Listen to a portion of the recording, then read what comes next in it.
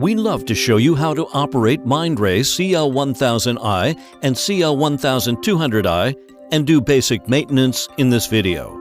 It includes the following contents: powering on and off, reagent and consumable management, calibration, quality control, running samples, and maintenance. First, let's see how to power on the machine. Turn on the analyzing unit power switch. Turn on the printer and the PC. Enter the operating software and log in. We do not recommend shutting down the machine since CL-1000i and CL-1200i can run cleaning process and system check automatically during the standby time when it is powered on, which can ensure the performance of the system. However, in case you have to power off the machine, please make sure that the system is in standby status. Select Exit on the left of the main screen and then select Shut Down. Shut off the power in the following order: printer, monitor, and analyzer power switch. Next, let's take a look at reagent and consumable management. You can check the status of the reagent and consumables on the Reagent Overview page. Mindray CL-1000i and CL-1200i use 5 kinds of consumables: substrate, CD80 wash solution, wash buffer, waste box, and cuvettes. The status is indicated by different colors and marks on the icon. You can refer to the detail in the operator's manual. If some of the reagents are exhausted or you need to add more reagents, please first check the status of the system. Only when it is on standby or incubation can you directly load reagents. In the running status, you have to click Reagent Stop first. You may have to wait some time to let the machine finish pipetting. A window will pop up to inform you that it is ready to load reagents. Take the reagent out from the box and check. For example, is the kit buckle broken? Is there any leakage on the kit? If so, stop using the kit. If the kit is not open yet, turn it upside down to mix the microparticles until you cannot see any sediment. If the kit is already open, mix the microparticle bottle by removing the gear on it. Remove the aluminum foil to open the reagent, and check the silicone membranes if they are sealed. Use clean tips to break the seal to prevent probe collision. 1 tip for 1 vial to avoid contamination. The system supports both manual and auto reagent loading. In the manual mode, enter the barcode information manually or via barcode reader, and load reagent according to the position you edited. In the auto mode, load the reagent directly, and the system will scan the reagent information with the barcode reader inside the machine. You can load the reagent according to the instruction label on the machine. Move the reagent carousel by pressing the indication light beside it. Hearing a click, it means loading is successful. Take the kit up vertically to ensure the loading. 2 bottles of substrate can be loaded at the same time. When the substrate is in use, the corresponding yellow indication light will be on. When it is finished, the light will flash, which means you have to change the substrate. Take 1 bottle of substrate and check the package for any leakage or damage. Equilibrate in room temperature for more than 6 hours. There are 2 ways to load the substrate: quick loading and loading via consumable management screen. For quick loading, scan barcode on the substrate bottle. Remove the protective aluminum film from the bottom of the substrate bottle. Loosen the substrate bottle cap about 1/4 of a circle. Load substrate to current available position. Make sure the metal block can secure the bottle. Loosen the cap for a circle but do not remove it. Press the indication light corresponding to the loading position to confirm that loading is completed. To load via consumable management screen, click the available substrate channel, scan the barcode, and save the information. Load the substrate onto the analyzer the same way as quick loading. Please do not mix the two channels. To unload, tightly close the cap and take the bottle out. In order to protect the piercing needle, do not expose it in the air for a long time. One tank of wash buffer can be loaded on board. When it is finished, the software will inform you to load a new one. You can do this when the analyzer is running. Go to the Consumable Management screen. Open the Reagent Load screen of Wash Buffer. Remove the cap of the wash buffer tank. Loosen the cap assembly of the empty wash buffer tank and put it into the new tank. Do not contaminate the cap assembly. When installing the cap assembly, lift the tank mouth with one hand while tightening the cap with the other. Use a clean tissue to wipe the spilt wash buffer.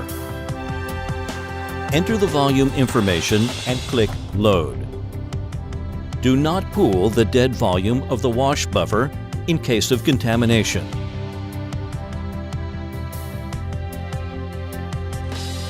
CD80 wash solution is used to clean the probe. If the wash solution is used up, you can replenish the bottle when the system is not running in case of probe collision. Choose Wash Solution on the Consumable Management page and click Load. Take the wash solution bottle out and add CD80 wash solution offline with pipettes. Do not add when bottle is still on the machine.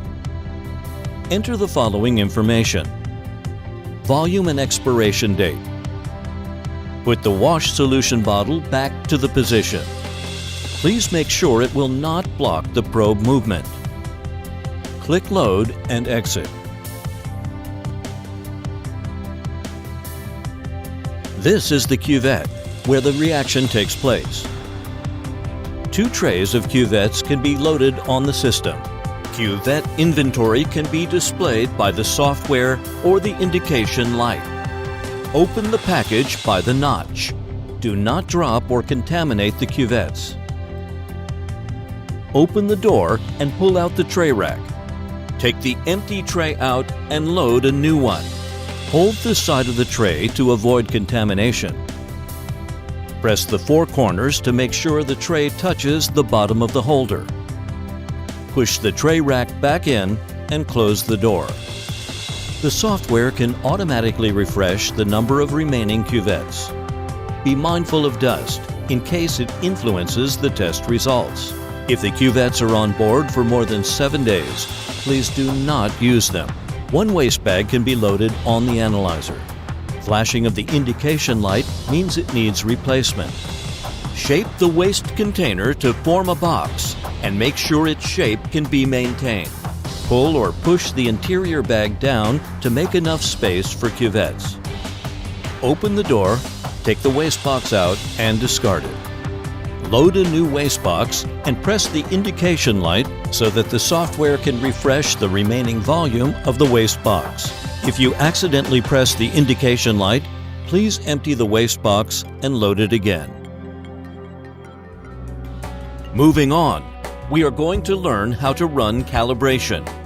You can go to the reagent calibration page to check which chemistry needs calibration. If you run a calibration, you can perform in the following order. Define a calibrator. Input calibration master curve information. Set up calibrator position. Request calibration. Load calibrators and run.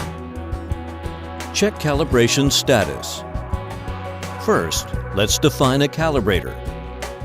Open the Read Calibrator Information card dialog. Scan the 2D barcode on the calibrator box and click Save. If you would like to define more calibrators, scan more barcodes on the calibrator box. Next step is to import master curve information. Open the Master Curve Information dialog. Scan the 2D barcode on the reagent box and click Save. To define more master curves, Scan more barcodes on the reagent box. After finishing this, we have to set up the calibrator position. Select Cal Position and choose the calibrator you need to edit. Choose a rack number or lane number and the position for every level of the calibrators. Next, we have to request calibration. Go to Reagent Calibration page. Select the chemistry that needs calibration. Select Cal. The Cal status will turn to Requested. Click Load List. The calibrator list shows all requested chemistries as well as calibrators information. Load calibrators according to the calibrator list. Click Start button to run. If the calibration is successful, the status will change to Calibrated. If not, it is Cal Failed. You can refer to the operator's manual for the failure flag information and ways to rectify. To perform QC, you can follow the following order. Define a control. Select chemistries. Set up control concentration. Assign control position. Set up QC rules. Run QC. Check QC results. If you use Mindray internal control, you can define the control by simply importing the QC information.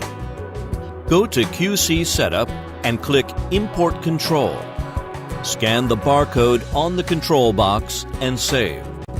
To define more controls, scan more barcodes on the control box. For Mindray internal control, all the chemistries included in the control with their means and SDs will be automatically imported when scanning the barcode. If you use a third-party control, you can also manually define it. Go to QC Setup and click Define. Enter the required information on the window. After defining a control, you need to select chemistries for which the control will be used. After selecting the chemistries, we have to set up the control concentration and SD. Just like calibration, we have to assign the control position. Go to Control Position page. Select Rack ID or lane number and the position for the control. The software allows you to set up QC rules. Open the QC Rules Setup page and tick the rules according to your needs. Now we can run controls. Click Program and Quality Control. Select the control and chemistries you are going to run. Input the position if necessary. Choose the sample cup type used. Load control according to the position you set. Click Start button to run. When QC is finished, you can check the LJ chart. You can also check more detailed QC results on Current Results, History Results, or QC Results page. After calibration and QC, we can run samples. You can run both routine samples and stat samples. For routine samples, select Program and Samples. Enter the sample ID. Sample ID is composed of numbers or letters and numbers. Up to 10 digits can be entered.